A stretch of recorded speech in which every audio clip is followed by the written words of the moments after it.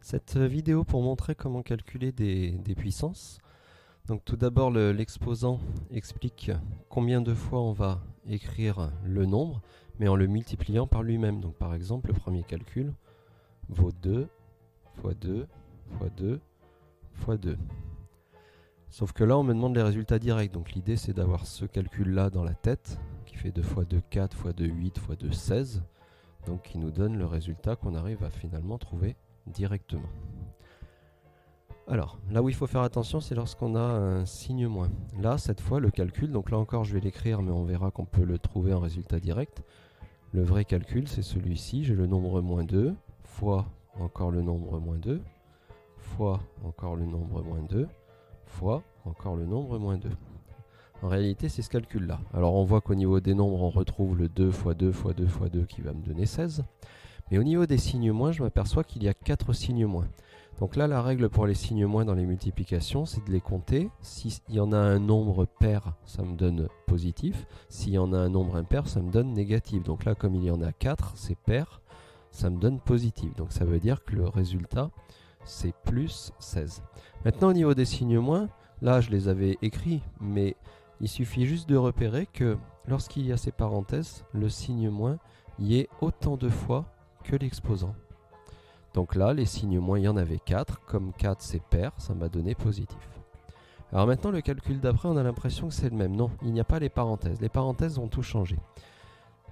Les parenthèses faisaient que le signe moins y était 4 fois. Bien là, s'il n'y a pas les parenthèses, le signe moins n'y est qu'une fois. En fait, ce calcul, c'est moins. Et il n'y a que le 2 qui va apparaître 4 fois. C'est donc ce calcul-là. Alors de nouveau, 2 fois 2 fois 2 fois 2 fait toujours 16. Mais par contre, le signe moins est tout seul devant. Donc étant tout seul devant, il y a un seul signe moins, c'est négatif. Ensuite, la ligne suivante, c'est des puissances de 10. Les puissances de 10 sont très faciles à calculer. Si l'exposant est positif, il suffit de mettre autant de zéros que l'exposant. Donc là, je vais mettre un 1 et derrière, je mets 3 zéros. Donc ça fait 1000. Si par contre l'exposant est négatif, je commence par les 3 zéros et je mets le 1 après. Donc je mets 3 zéros, le 1 après. Et là, j'ai juste à venir mettre la virgule derrière le premier chiffre. L'idée en fait des puissances de 10, c'est que lorsque l'exposant est positif, ça va me donner un grand nombre. Et lorsque l'exposant est négatif, ça va me donner un petit nombre.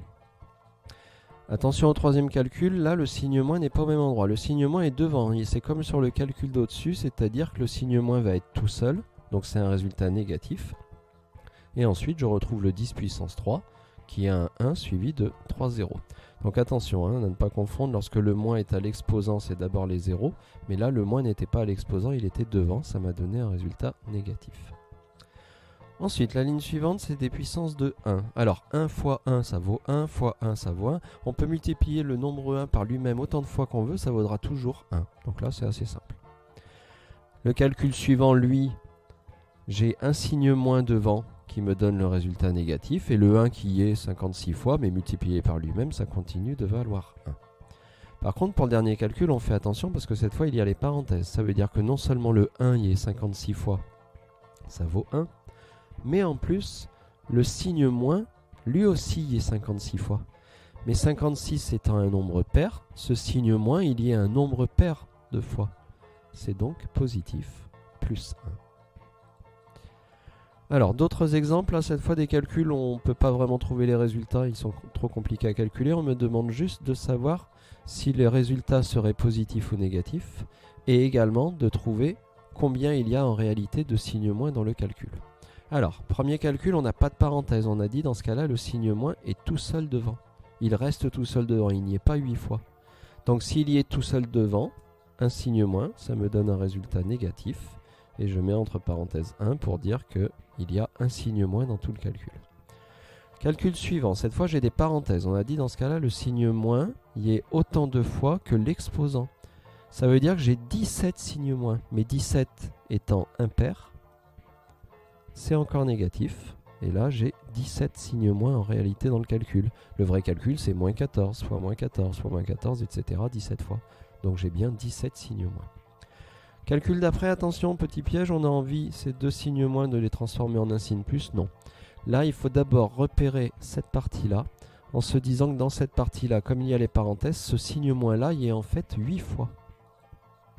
Donc ce signe moins, il y est 8 fois, auquel vient se rajouter un autre signe moins devant.